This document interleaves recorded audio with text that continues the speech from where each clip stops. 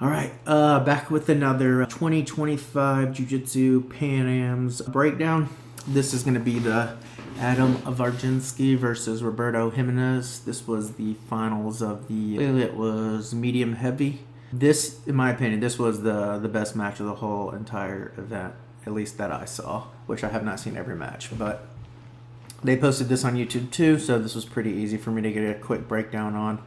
So let's get right into it.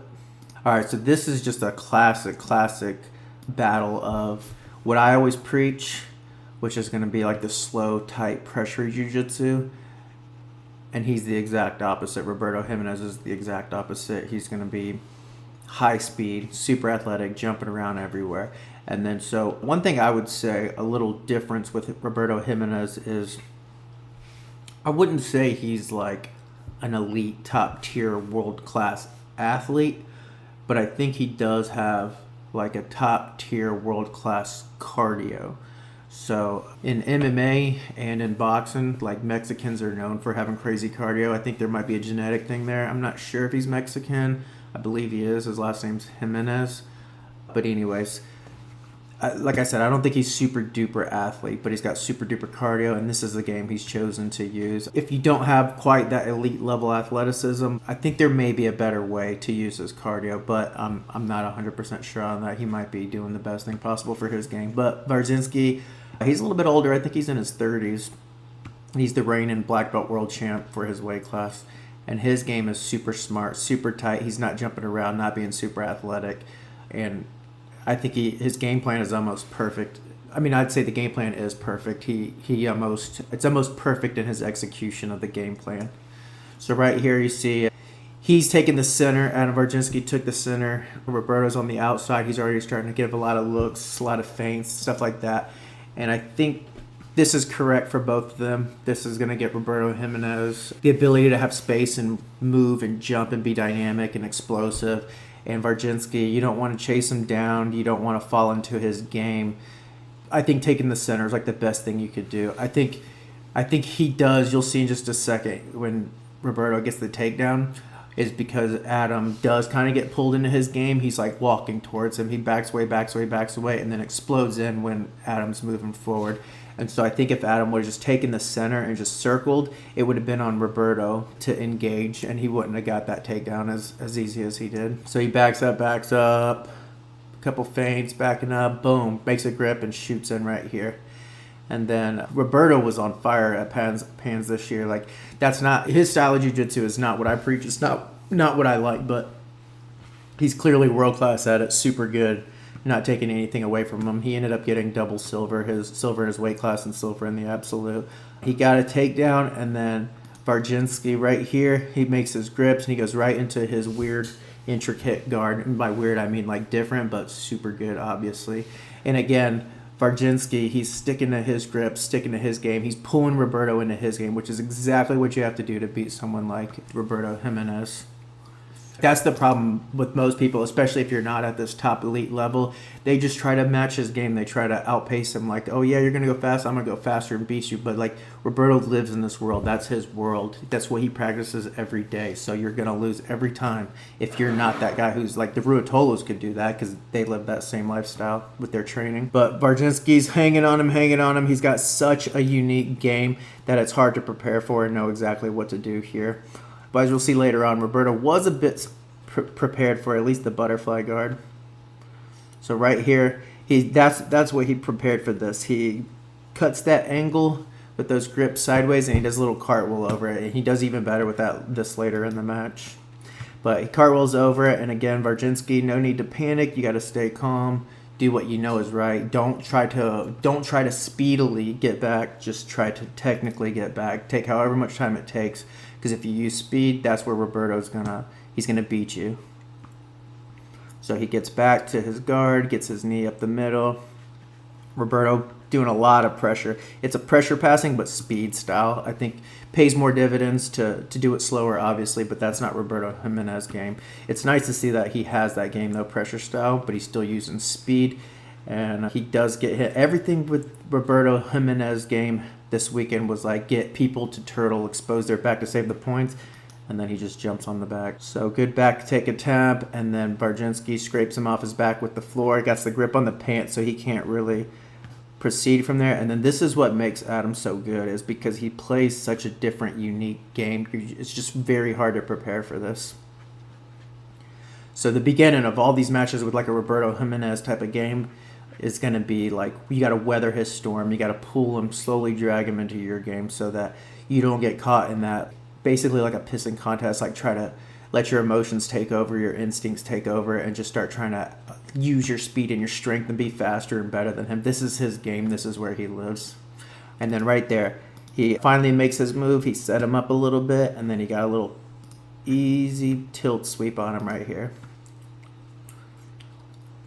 Boom, tilt sweep. Had the sleeves so he couldn't base, and used his knees to tilt him over, and then right into the top. And obviously this is part of his unique, I'm going to try to stop saying weird, his unique guard, where he rolls over and right into pressure passing. No time to breathe. And the thing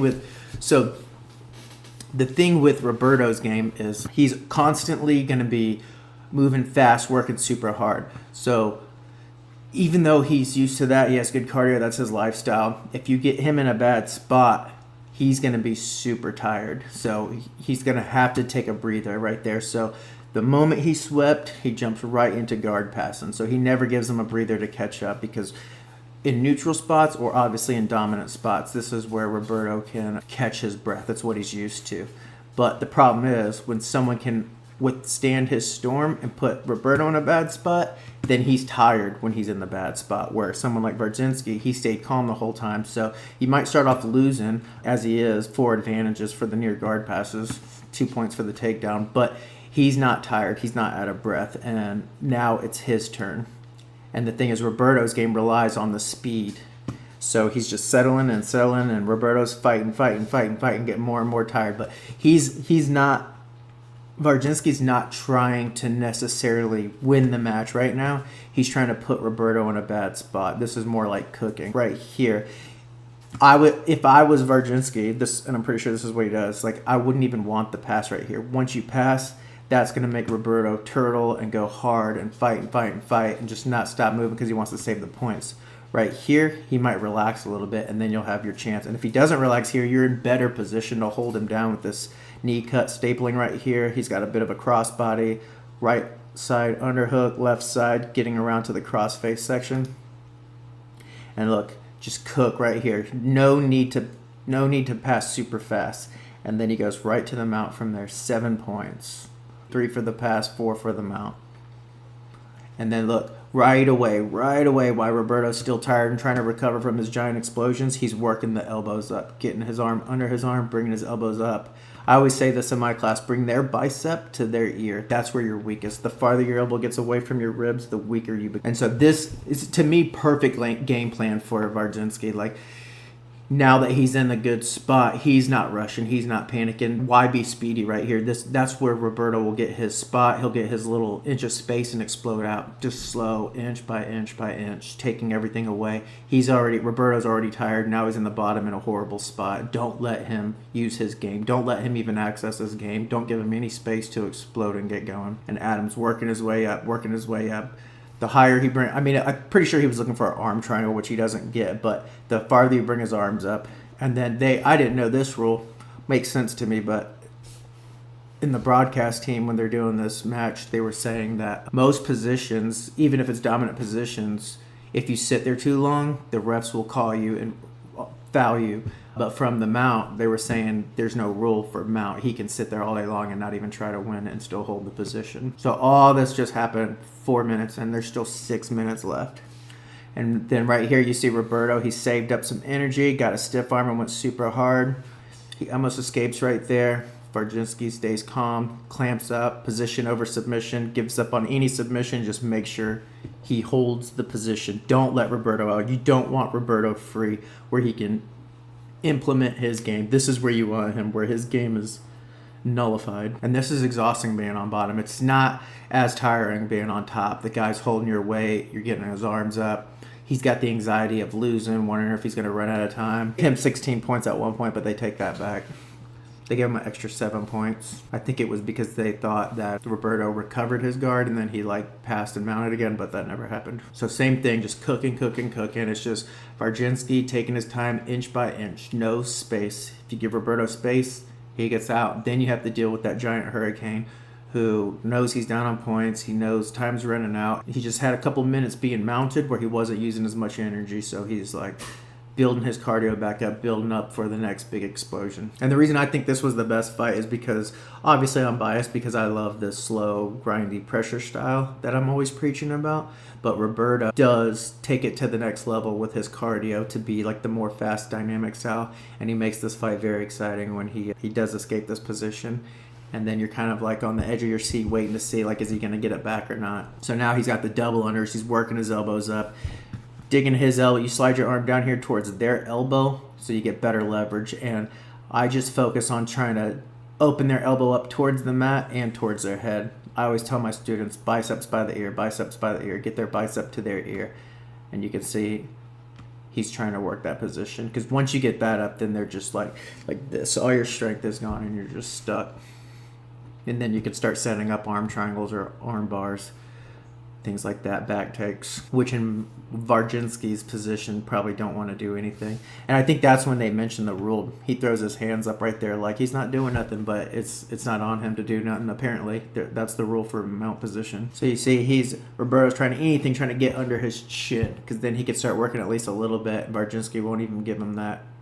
He's just prying his elbows up to clear his hand from under his chin. And then right there, that was the moment Wardzinski finally decides he's going to start. So you see right here coming up, it's like the moment you see Wardzinski right here. He starts cutting an angle.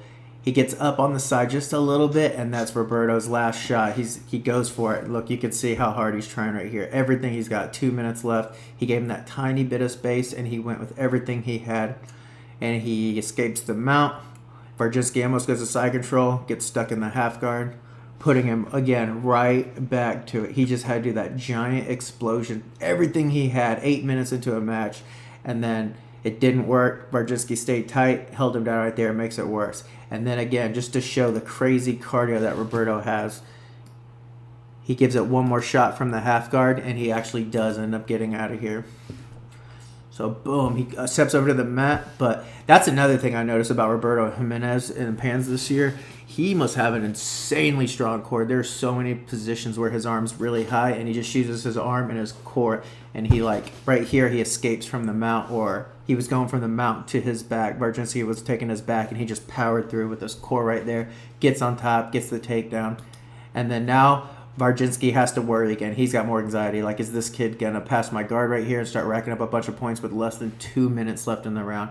So Wardzinski, being a true champion, he stays calm, sticks to his game, holds him in tight. And then this is what I was talking about earlier. That's what Roberto had planned for this butterfly guard. He gets his two little grips and he cartwheels right over it. He just did one right there. He did one earlier in the match. He tries it right there. He gets stuck. And then he has a really good one. Bam, right over onto the back right here. Another advantage on the back. Wardzinski rolls through, gets his butterfly hook, and now he's still trying to pass. So again, all this because that tiny little bit of space Wardzinski tried to work that angle to do something and finish the match. He gets out, uses all this energy, and now Wardzinski's dealing with all this stuff that he would never have to deal with if he was still in the mount, which I'm not saying it's wrong. Try to finish your opponents. You don't want to be known as a super boring guy. But all this stuff was because of that one little moment. But Wardzinski sticking to his game. Same thing he did earlier in the match. Again, another advantage. Near guard pass to the back. So he's got 6 advantages. Wardzinski sticks to his game. And that's the other thing. Like, you can't, just because it feels scary or you're worried, you can't panic and just start trying to match his pace and go fast. Especially when you're up 9 points to 4. Let him have the advantage. Stick to your technique. Do what you always do. Keep it at your speed. Don't fall into his game. You'll get farther and farther behind if you just play his game right here. So Wardzinski gets his spot, comes up, and all this, like, don't forget, I mean, Jiminez obviously has insanely good cardio, but it still takes a toll on you no matter how good your cardio is. So his cardio bar might be twice as long as Wardzinski's, but he's used way more than twice the amount that Wardzinski has used of his energy bar. So now this was another fun moment. He gets almost a tornado sweep right here. Roberto's sideboard Roberto. He counters it, comes on top, gets his grips. Pressure, pressure, pressure. Put him right back, hold him down, hold him down, hold him down. Don't give him space. Don't let him play his game at all. Settle back down, do the same exact thing earlier. Same exact guard pass. He's in this knee cut, super deep knee cut. And this part, I don't think he's even trying to finish the guard pass. He's trying to set up everything for the next position and wear on him more. And he doesn't pass the side control both times. He went straight to mount.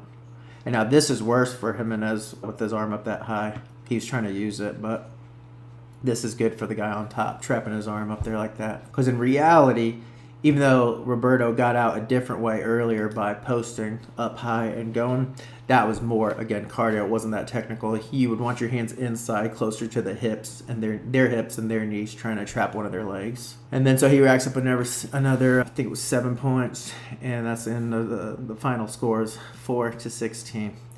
So perfect game plan for Wardzinski and sticking to it.